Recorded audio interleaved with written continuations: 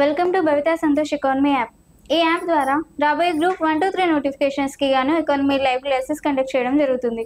ఎవరైతే ఎకానమీలో టాప్స్గా సాధించాలి అనుకుంటున్నారో ఖచ్చితంగా భవితా సంతోష్ ఎకానమీ యాప్ని పర్చేస్ చేసేయండి.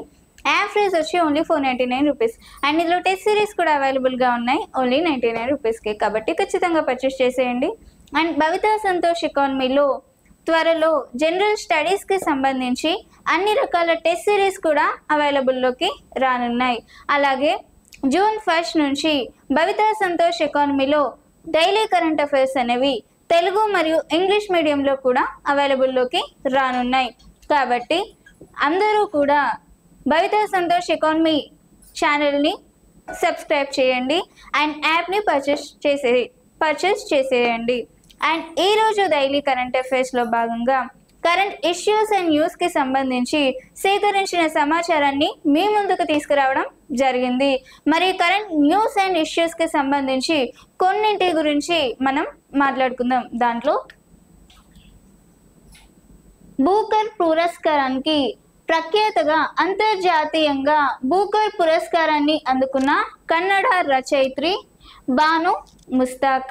అంటే అంతర్జాతీయంగా ఒక బూకర్ పురస్కారానికి కన్నడ రచయిత్రి బాను ముస్తాక్ గారికి అవార్డు ప్రదానం చేయడం జరిగింది. మరి ఇది మొదటి మూడేళ్లలో ఈ బూకర్ ప్రైజ్ గెలుచుకున్న రెండవ పుస్తకంగా బూకర్ ప్రైజ్ వాళ్ళు వివరించడం జరిగింది, లేదంటే బూకర్ వాళ్ళు వివరించడం జరిగింది. మరి అంతర్జాతీయ బూకర్ పురస్కారానికి బాను ముస్తాక్ని ఎందుకు ఈవిడ రచించిన పుస్తకాన్ని ఈ అవార్డు కోసం ఎంపిక చేశారు అనంటే బాలికలు మరియు మహిళలకు సంబంధించి ఆవేదనలు మరియు పోరాటాలకి సంబంధించి వివరించిన కథల సంపుటు అయిన హార్ట్ ల్యాంప్ ని ఈవిడ రచించడం జరిగింది. మహిళల కోసం ఏర్పాటు చేసిన మహిళల యొక్క ఆవేదనలకు సంబంధించి ఒక పుస్తకాన్ని ఈవిడ రచించడం జరిగింది. అదే హార్ట్ ల్యాంప్ అనేది ఇంగ్లీష్ అనువాదంలోకి వచ్చిన పుస్తకం. ఈవిడ రచించిన యాక్చువల్ పుస్తకం వచ్చి హసీనా అండ్ అదర్ స్టోరీస్ అనే కన్నడ రచనను ఏ పుస్తకంగా అనువదించారు అంటే హార్ట్ ల్యాంప్ గా ఇంగ్లీష్లోకి అనువదించడం జరిగింది. మరి ఆ పుస్తకానికి గాను బూకర్ పురస్కారం లభించడం జరిగింది. మరి ఈ హసీనా అండ్ అదర్ స్టోరీస్ అనే ఈ పుస్తకాన్ని ఇంగ్లీష్లో హార్ట్ ల్యాంప్ గా ఎవరైతే అనువాదించారో వారికి కూడా సంయుక్తంగా ఇద్దరు కలిసి పురస్కారాన్ని షేర్ చేసుకోవడం జరిగింది. మరి ఈ హార్ట్ ల్యాంప్ అనే పుస్తకాన్ని, లేదంటే హసీనా అండ్ అదర్ స్టోరీస్ అనే పుస్తకాన్ని హార్ట్ ల్యాంప్ గా ఇంగ్లీష్లో ఎవరు అనువదించారు అనంటే దీపా బస్తీ గారు దీన్ని హార్ట్ ల్యాంప్ అనే పేరుతో ఇంగ్లీష్లోకి అనువదించడం జరిగింది. మరి దీని కారణంగా బూకర్ పురస్కారాన్ని ఎవరెవరు అంటే బాను ముస్తాక్ మరియు హసీనా, మరియు దీపా బస్తీ అనే ఇద్దరు ఈ పురస్కారాన్ని షేర్ చేసుకోవడం జరిగింది.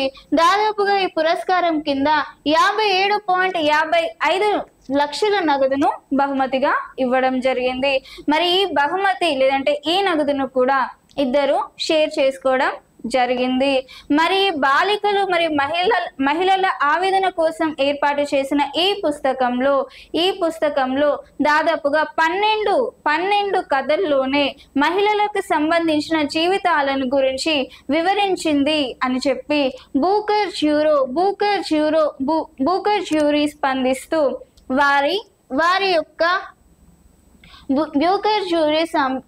స్పందిస్తూ ఈ బాను ముస్తాక్ని కొనియాడడం జరిగింది. అంటే మహిళలు బాలికల యొక్క జీవితాన్ని కేవలం 12 కథల్లోనే సంపూర్ణంగా వివరించింది అని చెప్పి బూకర్ జ్యూరీ వారు ఈ బాను ముస్తాక్ని కొనియాడడం జరిగింది.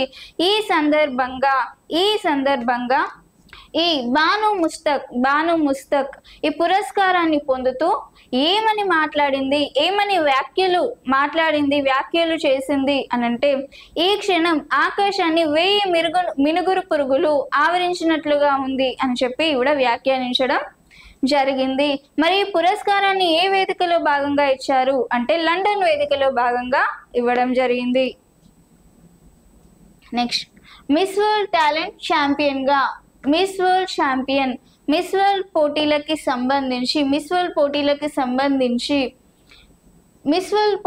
సంబంధించి టీగా నైపుణ్యాలను ప్రదర్శించడం జరిగింది. గురువారం శిల్పకళా వేదికలో జరిగిన మిస్ వరల్డ్ టాలెంట్ ఫినాలేలో దాదాపుగా 24 దేశాల అందగత్తెలు ఈ మిస్ వరల్డ్ పోటీలలో పాల్గొనడం జరిగింది. అందులో మెకానో కేసియా సెంబరింగ్ పియానో వాయిస్తూ మరియు పాడుతూ మైమరిపింపజేసి మొదటి స్థానంలో నిలిచింది. ఎవరు?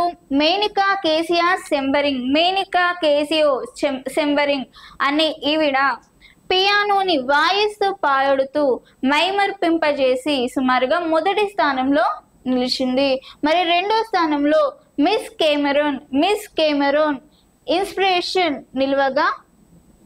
ఇన్స్పే ప్రిన్సెస్ నిల్వగా ఇటలీ బాను చైరా అనే వ్యక్తి మూడో స్థానంలో నిలిచింది. ఇటలీ భామ అయిన చైరా మూడో స్థానంలో నిలిచింది. నృత్యంతో ఆకట్టుకొని నృత్యంలో భాగంగా ఇటలీ భామ మూడో స్థానంలో నిలిచింది. మరి గురువారం సుమారుగా 3 గంటల పాటు శిల్పకళా వేదికలో అద్భుతమైన ప్రదర్శనలు ఇవ్వడం జరిగింది. మరి ఈ miss world talent final events లో miss world Nigeria and African dance అందరినీ ఆకట్టుకుందంట. మరి దీనికి సంబంధించి ఈ పోటీల్లో భాగంగా శుక్రవారం ట్రైడెంట్ హోటల్లో హెడ్ టు హెడ్ ఫైనల్ జరగనుంది. ఈ పోటీలకి సంబంధించి ఫైనల్స్ అనేవి ఎప్పుడు జరగనున్నాయి అంటే శుక్రవారం, అంటే ఈ రోజున హెడ్ టు హెడ్ ఫైనల్స్ అనేవి ఈ రోజున జరగనున్నాయి. మరి దానికి సంబంధించి టీ హబ్ లో 2 రోజుల పాటు 4 గ్రూపులకి చెందిన అందాల భామలు దీనిలో ప్రదర్శించనున్నారు. 2 రోజుల పాటు జరిగే ఈ సదస్సులో 4 గ్రూపులకి సంబంధించిన అందాల భామలు ఇందులో ప్రదర్శించబోనున్నారు. ఫైనల్స్ అనేవి ఏ రోజు? శుక్రవారం, అంటే ఈ రోజున హెడ్ టు హెడ్ ఫైనల్స్ అనేవి ఇందులో ఎవరైతే గెలిచారో వారికి ఫైనల్స్ అనేవి నిర్వహించనున్నారు. మొదటి స్థానంలో మేనికా కేసియా సెంబరింగ్ పియానో వాయిస్తూ పాడుతూ, మరియు రెండో స్థానంలో మిస్ కెమెరూన్ అండ్ మూడో స్థానంలో చైరా మూడో స్థానంలో నిలవడం జరిగింది. నెక్స్ట్, సైన్స్ అండ్ టెక్నాలజీకి సంబంధించి ప్రత్యేక చేతి గడియారాలతో అంతరిక్ష యాత్రకి మరి ఇప్పుడు ఈ మధ్య జూన్ నెలలో అంతరిక్ష యాత్ర చేపట్టనున్న భారత వ్యోమగామి శుభాంశు శుక్లా ఒక ఒమేగా సంస్థ రూపొందించిన ప్రత్యేక చేతి గడియారాలను వెంట తీసుకెళ్లనున్నారు. అనంటే ఇప్పుడు భారత వ్యోమగామి ఎవరైతే అంతరిక్షంలోకి వెళ్తున్నారో ఈ స్విట్జర్లాండ్కి చెందిన ఒమేగా సంస్థ యొక్క చేతి గడియారాలను కూడా వెంట తీసుకెళ్లనున్నారు. మరి దేనికోసం?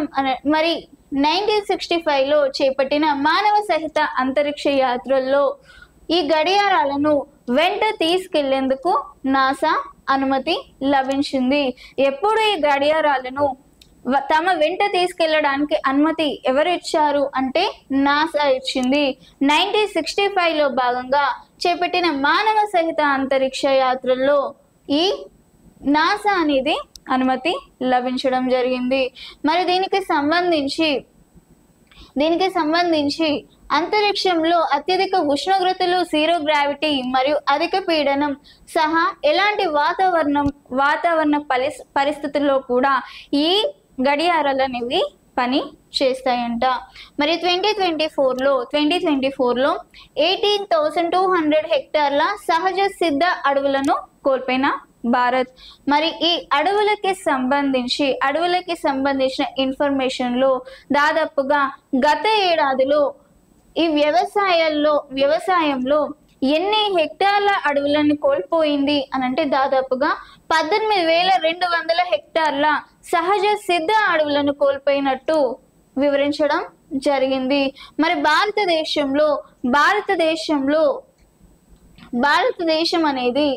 భారతదేశం అనేది వ్యవసాయ సంస్థ వెల్లడించిన సమాచారం ప్రకారం యుఎన్ఓ ఐక్యరాజ్య సమితి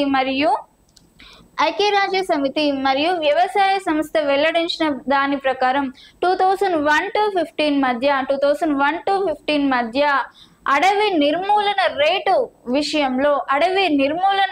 విషయంలో భారత్ అనేది 2వ స్థానంలో ఉంది అని చెప్పి ఐక్యరాజ్య సమితి మరియు వ్యవసాయ సంస్థ సంయుక్తంగా నివేదించడం జరిగింది. అంటే అడవి నిర్మూలన రేటు విషయంలో 2వ స్థానంలో ఉంది అని అంటే అడవుల నరికివేత అనేది అంత అధికంగా ఉంది అని చెప్పుకోవచ్చు. మరి దాదాపుగా దేశంలో సగటున 6,68,000 హెక్టార్లను కోల్పోతుంది.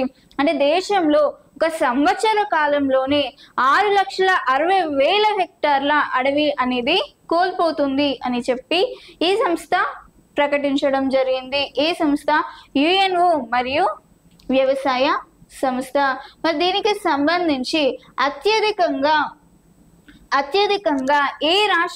భారతదేశంలోని ఏ రాష్ట్రంలో హెక్టార్లను కోల్పోయింది అంటే 2001 to 24 మధ్య అస్సాంలో అత్యధికంగా 3,40,000 హెక్టార్ల చెట్లను కోల్పోవడం జరిగింది.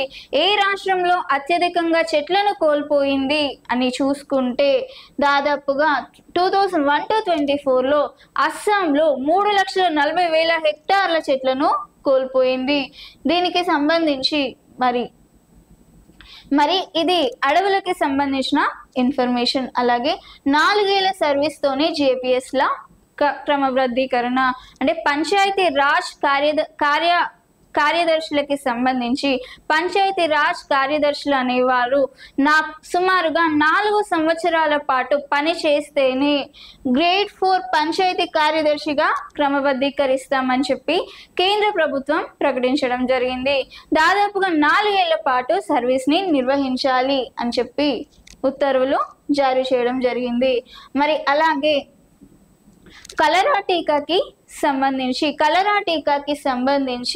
3వ దశ కలరా టీకాకి సంబంధించి 3వ దశ అయిన హిల్ కాల్ అనేది విజయవంతంగా పరీక్షించడం జరిగింది. మరి దశ క్లినిక్ పరీక్షలలో కలరా వ్యాధికి కారణమయ్యే ఒగామా ఇనాబా సెరోటైప్ రెండిటిపైన ఇది సమర్థవంతంగా పనిచేస్తున్నట్లు నిర్ధారణ అయింది. కలరా టీకాకి సంబంధించి 3వ దశ హిల్ కాల్ అనేది విజయవంతంగా పూర్తయింది మరియు ఒగామా ఇనాబా సైరేట్స్ రెండిటిపైన ఇది సమర్థవంతంగా పనిచేస్తుంది అని చెప్పి నిర్ధారణ అయింది. కలరా వ్యాధికి కారణమయ్యే ఒగామా మరియు ఇనాబా పై సమర్థవంతంగా పనిచేస్తుంది. నెక్స్ట్ గ్రూప్ 2 తుది జాబితా విడుదల. మనకి 2024లో విడుదలైన గ్రూప్ 2 నోటిఫికేషన్స్లో భాగంగా 783 పోస్టులతో గ్రూప్ 2ని రిలీజ్ చేయడం జరిగింది. మరి గ్రూప్ 2 ఎగ్జామ్ అనేది లాస్ట్ 2023 డిసెంబర్లో నిర్వహించడం జరిగింది. మరి దీనికి సంబంధించిన జాబితా అనేది విడుదల చేయనున్నారు. మరి దాదాపుగా 783 ఉద్యోగాలలో దాదాపుగా 777 మందిని ఎంపిక చేయనున్నారు. మరి ఎంపిక అనేది ఈ నెల 29 నుంచి జూన్ 10 వరకు ధ్రువపత్రాలను పరిశీలన చేయనున్నారు. అంటే సర్టిఫికేట్ వెరిఫికేషన్ అనేది ఈ నెల 29 నుంచి జూన్ 10 వరకు పరిశీలన చేయనున్నారు. మరి ఇందులో ఎవరైతే హాజరు కాలేకపోయారో వాళ్ళకి మరొక ఛాన్స్ లేదు అని కూడా టీజీపీఎస్ వెల్లడించడం జరిగింది. ఈ సర్టిఫికేట్ వెరిఫికేషన్స్లో ఎవరైతే హాజరు కాలేదో వాళ్ళకి మళ్ళీ నెక్స్ట్ ఛాన్స్ కూడా ఉండదు అని చెప్పి టీజీపీఎస్సి వెల్లడించడం జరిగింది. 5 లక్షల మందికి రాజీవ్ యువ వికాసం. మనకి రాజీవ్ యువ వికాసంలో భాగంగా రాజీవ్ యువ వికాసంలో భాగంగా నిరుద్యోగులు ఎవరైతే ఉన్నారో వాళ్ళకి ఉపాధిని కల్పించే ఉద్దేశంతో ఏర్పాటు చేయబడిన రాజీవ్ యువ వికాస్. మరి దీనికి సంబంధించి ఎస్సీ వర్గీకరణలో భాగంగా ఎస్సీ వర్గీకరణను అనుసరించి వారికి ఉపాధిని ఎవరైతే అప్లికేషన్స్ రాజీవ్ యువ వికాసానికి సంబంధించి నిరుద్యోగులు ఎవరైతే రాజీవ్ యువ వికాసంలో భాగంగా అప్లికేషన్స్ ఇచ్చారో వారికి ఎస్సీ వర్గీకరణ ద్వారా 195 ప్రకారం 195% ప్రకారం వీళ్ళకి మంజూరు చేయాలి అని చెప్పి ఉద్దేశించింది అని చెప్పి ఇంతకుముందు క్లాస్లో నేర్చుకున్నాం. మరి రాజీవ్ యువ వికాస్కి సంబంధించి మొత్తంగా 5 లక్షల మందికి రాజీవ్ యువ వికాసం అనేది అందజేయనున్నారు. మరి 5 లక్షల మందికి రాజీవ్ యువ వికాసం అనేది యువ వికాసం అనేది ఏ రోజున ఇస్తారు అనంటే దాదాపుగా రాష్ట్ర ఆవిర్భావం ఏ రోజున జూన్ 2న రాష్ట్ర ఆవిర్భావం సందర్భంగా దాదాపుగా 5 లక్షల మందికి రాజీవ్ యువ వికాసాన్ని ఇవ్వనున్నట్లుగా ఉప ముఖ్యమంత్రి అయిన బట్టి విక్రమార్క గారు తెలపడం జరిగింది. మరి దీనికి సంబంధించి దేశంలో ఎక్కడా లేని విధంగా పథకానికి 6,250 కోట్లను సబ్సిడీ ఇస్తుంది ప్రభుత్వం అని చెప్పి కూడా చెప్పడం జరిగింది. పథకాన్ని విజయవంతం చేసేందుకు బ్యాంకులు సహకరించాలని, ప్రతి బ్యాంకు నోడల్ అధికారులను నియమించాలని సమన్వయం చేయనున్నారు. అలాగే దాదాపుగా మహిళా స్వయం సహాయక బృందాలకి ఇది వరకే 20,000 కోట్లను కేటాయించినట్లుగా, మరి రానున్న కాలంలో దాదాపుగా మహిళా సంఘాల కోసం సుమారుగా 1,00,000 కోట్లను కూడా కేటాయిస్తాము అని చెప్పి మంత్రి బట్టి విక్రమార్క గారు, ఉప ముఖ్యమంత్రి బట్టి విక్రమార్క గారు తెలపడం జరిగింది. నెక్స్ట్ సెకండ్ ఇందిరమ్మ గృహ ప్రవేశాలు. మరి ఇందిరమ్మ గృహ ప్రవేశాలు కూడా ఏ రోజున చేయనున్నారు అంటే రాష్ట్ర ఆవిర్భావం రోజు జూన్ 2న ఇందిరమ్మ ఇళ్ళ గృహ ప్రవేశాలు చేయనట్లుగా ఎవరు చెప్పారు అనంటే మంత్రి పొంగులేటి శ్రీనివాస్ రెడ్డి గారు వివరించడం జరిగింది. మరి మంత్రి పొంగులేటి శ్రీనివాస్ రెడ్డి గారు రాష్ట్ర ఆవిర్భావం రోజున జూన్ 2 రోజున గృహ ప్రవేశాలు ఇస్తున్నట్టుగా, ఇందిరమ్మ గృహ ప్రవేశాలు ఇస్తున్నట్లుగా వివరించడం జరిగింది. మరి ఎన్ని గృహ ప్రవేశాలు ఇస్తున్నట్లుగా మంత్రి పొంగులేటి శ్రీనివాస్ రెడ్డి గారు వివరించారు అంటే దాదాపుగా 1000 గృహ ప్రవేశాలు ఇస్తున్నట్లుగా మంత్రి పొంగులేటి శ్రీనివాస్ రెడ్డి గారు వివరించడం జరిగింది. మరి ఇందిరమ్మ ఇల్లు అనేవి ప్రతి పేదవారి కళ అని చెప్పి ఈ సందర్భంగా మంత్రి పొంగులేటి గారు వివరించడం జరిగింది. మరి దానిలో భాగంగా రానున్న 4-5 ఏళ్లలో దాదాపుగా 20 లక్షల ఇళ్లను నిర్మించాలనే లక్ష్యంతో ఉన్నామని చెప్పి కూడా మంత్రి పేర్కొనడం జరిగింది.